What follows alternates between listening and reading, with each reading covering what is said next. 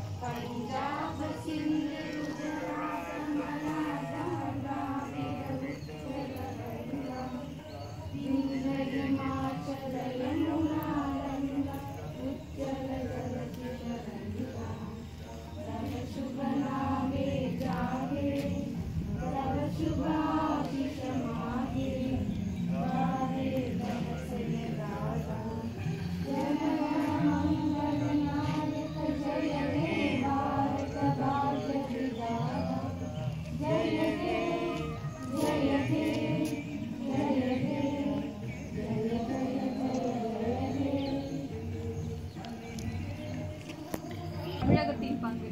பாருக்குள்ளே நல்ல நாடு நம் பாரத நாடு என்றார் நம் தமிழ் கவி பாரதி. பெருமை மிகு நம் பாரத மக்கள் கஞ்சி குடிப்பதற்கில்லாது அதன் காரணம் யாது என்று அறியாது ஆங்கிலேயருக்கு அடிமைப்பட்டிருந்தனர். அடிமைப்பட்ட பாரதத்தை மீட்க போராடிய தியாக செம்மல்களில் பலர் தமிழ் திருநாட்டில் இருந்தனர். முதல் முழக்கம். பூலித்தேவன் என்ற பாளையக்காரன் தனக்குரிய நெற்கட்டான் செவ்வல் பகுதியை முற்றுகையிட்ட ஆங்கிலேயரை எதிர்த்து நின்றார். இதுவே விடுதலை போரின் முதல் முழக்கமாகும். வானம் பொழிகிறது, பூமி விளைகிறது, வெள்ளையர்களுக்கு ஏன் வரி தர வேண்டும் என்ற வீர முழக்கமிட்டார் வீரபாண்டிய கட்டபொம்மன். அவனை போலவே வீரன் ஊமைத்துறை, வேலு நாச்சியார், சிவகங்கை, மருது சகோதரர்கள் முதலானோர் ஆங்கிலேயரை எதிர்த்து வீர மரணம் அடைந்தனர். அவர்களின் உரிமை போர் தோற்றாலும் அவர்கள் உண்டாக்கிய விடுதலை உணர்வு வளர்ந்தது. விடுதலை போரில் தமிழ்நாட்டினர் திலகரை தீவிர வழியை பின்பற்றி ஆங்கிலேயரை எதிர்த்து கப்பல் நோக்கிய தமிழர் வ.உ.சி. சிதம்பரனார் அவர்கள் சிறையில் அடைக்கப்பட்டார். பல சித்திரவதைகளுக்கு ஆளானார், கல்லுடைத்தார். ஆயினும் தம் வாழ்வை விடுதலைக்கு அர்ப்பணித்தார். நாம் இருக்கும் நாடு நமதென்பதறிந்தும் அது நமக்கே உரிமையாம் என்பதறிந்தும் என்றும் சொந்த நாட்டில் பிறர் அடிமை செய்தேன் துஞ்சிட்டோம் அஞ்சிட்டோம் என்று முழங்கி மூலையில் முடங்கி கிடந்தவர்களை தட்டி எழுப்பினார் நம் தேசிய கவி பாரதியார். கத்தியின்றி ரத்தமின்றி யுத்தமொன்று வருது என்ற ராமலிங்கம் பிள்ளையின்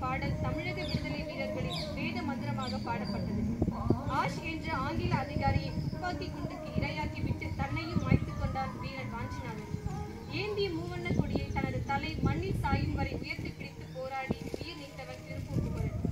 தமிழ்நாட்டைச் சேர்ந்த எண்ணற்ற தியாக சீலர்கள் இம்மண்ணில் விடுதலைக்காக தம் உயிரையும் உடைமைகளையும் இழந்தனர். அவர்கள் பெற்றுத் தந்த விடுதலையை காப்பது இம்மண்ணின் மைந்தர்களது கடமையாகும். விடுதலைக்கு உழைத்திட்ட வீரர்களே, எம் வீர வணக்கத்தை ஏற்பீரே என்று கூறி விடைபெறுகிறேன்.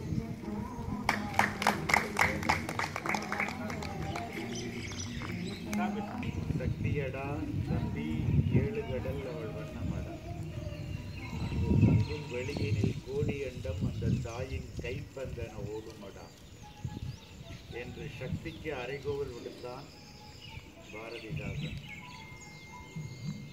நெஞ்சு பொறுக்குதில்லையே, இந்த நிலைகெட்ட மாந்தரை நினைந்து விட்டால் நெஞ்சு பொறுக்குதில்லையே என்று பாடினான் பாரதி. பெற்ற தாயும் பிறந்த பொன்னாடும் நற்றவ வாணினும் நனி சிறந்ததே என்றார். வாழ்க்கை என்பது ஒரு நீண்ட நெடிய பயணம். அதிலே நாம் கற்றுக்கொள்ள வேண்டியது, கற்க வேண்டியது ஒவ்வொரு நாளும் ஒவ்வொரு பக்கமாக மலர்ந்து விரிந்து கொண்டே இருக்கிறது.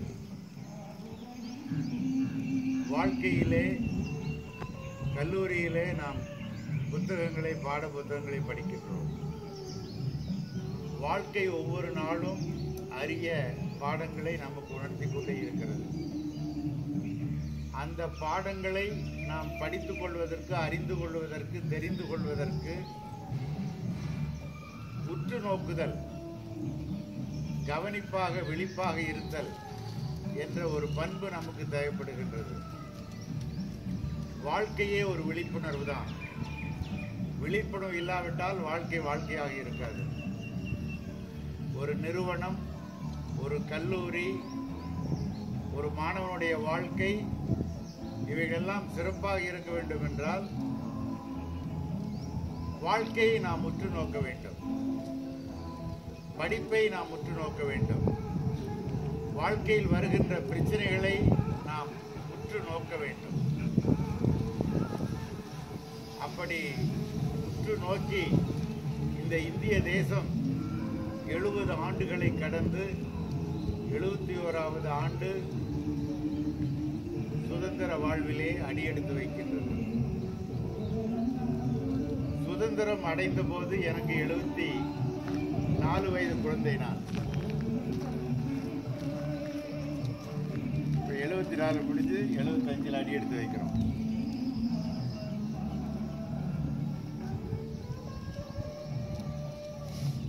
வாழ்க்கையே ஒரு பெரிய, ஒவ்வொரு நாளும் மற்ற நாளை போல இருப்பதில்லை. நாம் எல்லாமே சூரியன் கிழக்கில் விடியுது, மறையுது, சாயங்காலம் மறையுது. ஒவ்வொரு நாளும் ஒரு புதிய அத்தியாயம், ஒவ்வொரு நாளும் ஒரு புதிய மலர் மலர்கிறது என்றுதான் நாம் எடுத்துக்கொள்ள வேண்டும். நேற்றைய நாள் நேற்றோடு போச்சு. இந்த இன்றைய நாள் 24 மணி நேரம் உங்கள் கையில் ஒரு புதிய மலராக அது உங்கள் கையில் கொடுக்கப்படுகிறது. நேற்றைய நாளுடைய கணக்கு வேற, இன்றைய நாளுடைய கணக்கு வேற, நாளை நாள் ஒரு புதிய நாள். அப்போ ஒவ்வொரு நாளும் நமக்கு ஒரு புதிய அத்தியாயமாக, புதிய மலராக உங்களுடைய கையிலே கொடுக்கப்படுகிறது. அதை எவ்வாறு பயன்படுத்திக் கொள்கின்றோம் என்பதை பொறுத்துத்தான் நமது வாழ்க்கை அமைகிறது. அன்பு, அமைதி, அறிவு, ஆற்றல், ஆனந்தம், ஆன்மீகம், தெய்வீகம் என்று நான் சொல்லுவேன். ஒவ்வொரு நாளும் இந்த பண்புகளை நாம் வளர்த்து கொண்டே போனால், பொறுமையை வளர்த்து கொண்டு போனால் நிச்சயமாக நல்ல நாளை மலரும். இன்றைய நாள் சிறப்பாகவே இருக்கும். ஒவ்வொரு நாளும் ஒவ்வொரு புதிய செய்தியை நமக்கு உணர்த்தி கொண்டே இருக்கிறது. அதை நாம் உன்னிப்பாக கவனிக்க வேண்டும், கடமையை செய்ய வேண்டும். I slept and dreamt that life was beauty. I woke up and found that life was duty. கடமையில் தான் வாழ்க்கை இருக்கிறது. சூரியன் ஒரு நாளாவது 6:05க்கு போயிலா, 6:10க்கு போயிலா, இல்லை 5:50க்கு போயிலா, 7 மணிக்கு 7:30 மணிக்கு வச்சிருக்குதா? Never never. இயற்கையே தன்னுடைய கடமையை செய்து கொண்டே இருக்கிறது.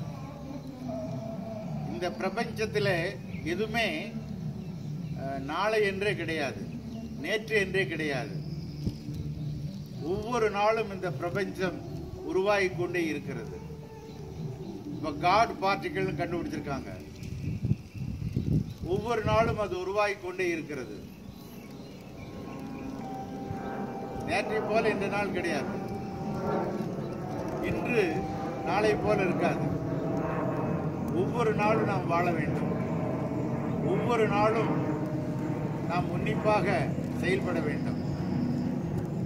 அப்போ இன்றைய 24 மணி நேரத்தை நீ சரியாக பயன்படுத்தினால், இன்றைய 1 மணி நேரத்தில் 60 நிமிடத்தை நீ சரியாக படுத்தினால், அந்த 60 நிமிடத்தில் இருக்கின்ற ஒவ்வொரு செகண்டையும் ஒவ்வொரு மணி துளியும் நாம் சரியாக பயன்படுத்தினால், நல்ல மனநிலையில், நல்ல உழைப்பில், நல்ல உத்வேகத்தோடு நாம் வாழ்ந்து காட்டினால் நம்முடைய எதிர்காலம் பொற்காலமாக இருக்கும். அதை மாணவர்கள் உணர்ந்து கொள்ள வேண்டும். வாழ்க்கை என்பது தியாகம். இப்போ நீங்கள் இத்தனை பேர் இங்கே வர்றீங்கன்னா, உங்களை 8 மணிக்கு அனுப்புறதுக்கு அம்மா 4 மணிக்கு எழுந்திரிச்சிருப்பாங்க, அடுக்கலையில் வேலை செஞ்சுருப்பாங்க.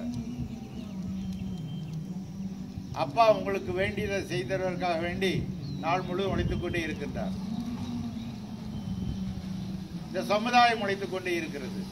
வீட்டில் இருக்கிறவங்க தியாகம் பண்றாங்க, ஒவ்வொருவரும் உழைத்துக் கொண்டே இருக்கின்றார்கள். ஆக நீங்க இந்த சமுதாயத்துக்கு என்ன செய்ய போறீங்க? உங்களை ஈண்டெடுத்த பெற்றோர்களுக்கு, இந்த மண்ணுக்கு, இந்த நாட்டுக்கு, நாம் சுவாசிக்கின்ற இந்த காற்றுக்கு, நாம் உண்கின்ற இந்த உணவிற்கு நாம் என்ன நன்றி கடன் செய்ய போகிறோம்?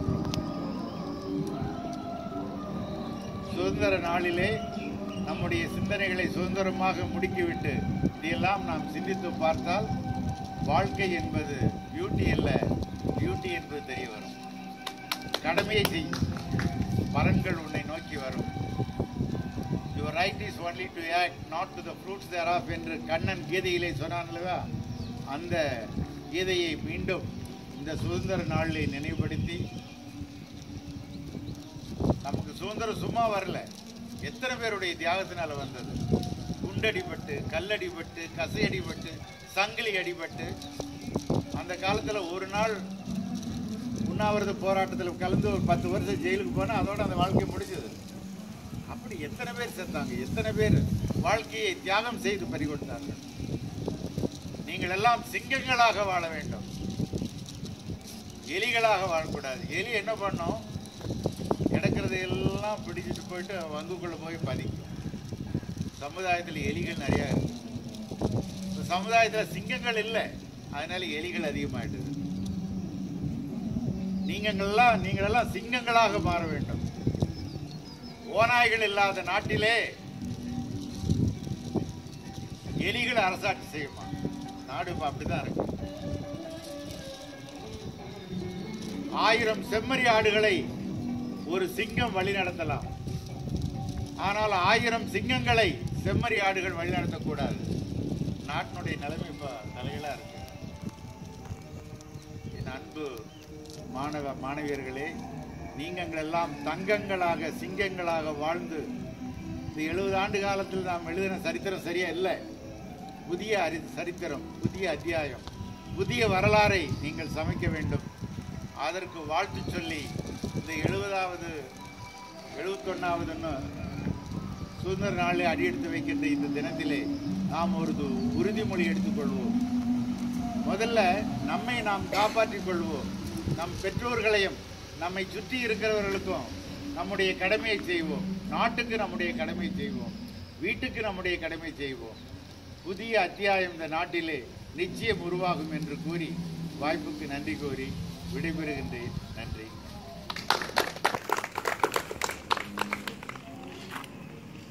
Thank you for the wonderful speech, sir. Now the word of thanks by Abhirami of